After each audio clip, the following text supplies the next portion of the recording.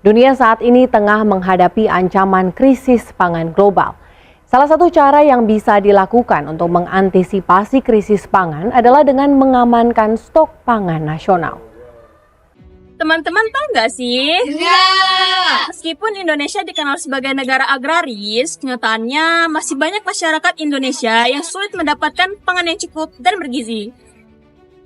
Bahkan, angka stunting, kekurangan zat gizi, dan ketergantungan pangan impor masih menjadi masalah yang belum terselesaikan.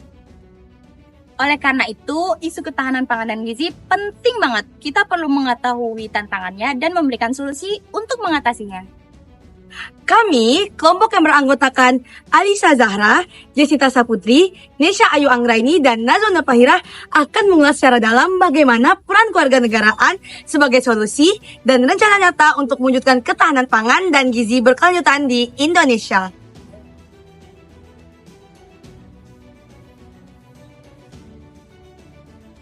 Ketahanan pangan dan gizi bukan hanya tentang memenuhi kebutuhan perut, tapi tentang bagaimana negara menjamin hak dasar masyarakat untuk hidup sehat dan sejahtera. Untuk itu, pemerintah Indonesia telah merancang berbagai kebijakan strategis yang menyasar berbagai aspek mulai dari produksi hingga konsumsi. Yang pertama, peningkatan produksi pangan dalam negeri dilakukan dengan mendorong inovasi teknologi pertanian serta memperluas dan mengoptimalkan lahan yang ada. Upaya ini bertujuan agar Indonesia tidak terus-menerus bergantung pada impor bahan pangan utama. Yang kedua, stabilisasi harga dan efisiensi distribusi pangan terus didorong melalui pembangunan infrastruktur logistik seperti gudang dan jalur distribusi yang lebih merata agar pangan dapat diakses dengan harga yang wajar di seluruh daerah termasuk pelosok. Yang ketiga, pemerintah juga mendorong diversifikasi pangan, yaitu mengurangi ketergantungan pangan pada beras dan meningkatkan konsumsi pangan bergizi lainnya seperti umbi-umbian, jagung, ikan, dan sayuran. Dan yang terakhir, pengurangan food loss dan food waste terus digalakan melalui edukasi kepada masyarakat dan pelaku usaha pangan, agar setiap bahan makanan yang tersedia dapat dimanfaatkan secara maksimal dan tidak terbuang sia-sia. Namun, kebijakan saja tidak cukup. Perlu langkah konkret dan berlanjutan agar ketahanan pangan benar-benar terwujud di masa depan. Inovasi teknologi pertanian perlu terus dikembangkan, misalnya melalui penerapan pertanian presisi, irigasi cerdas, hingga penggunaan drone dan sensor tanah, agar produksi pangan lebih efisien dan ramah lingkungan. Di sisi lain, sistem distribusi juga harus diperbaiki.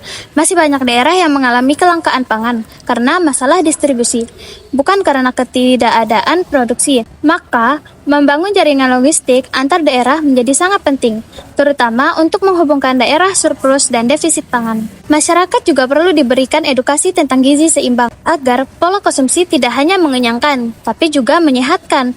Hal ini penting untuk menurunkan angka stunting dan malnutrisi, serta meningkatkan kualitas hidup generasi mendatang. Tak kalah penting, pemberdayaan petani dan nelayan harus menjadi prioritas. Dan terakhir, pemerintah perlu memastikan bahwa kebijakan ekonomi mendukung kestabilan harga pangan agar daya beli masyarakat tetap terjaga. Semua upaya ini akan berjalan maksimal jika ada kolaborasi antara pemerintah, swasta, akademisi, dan masyarakat, karena ketahanan pangan adalah tanggung jawab bersama.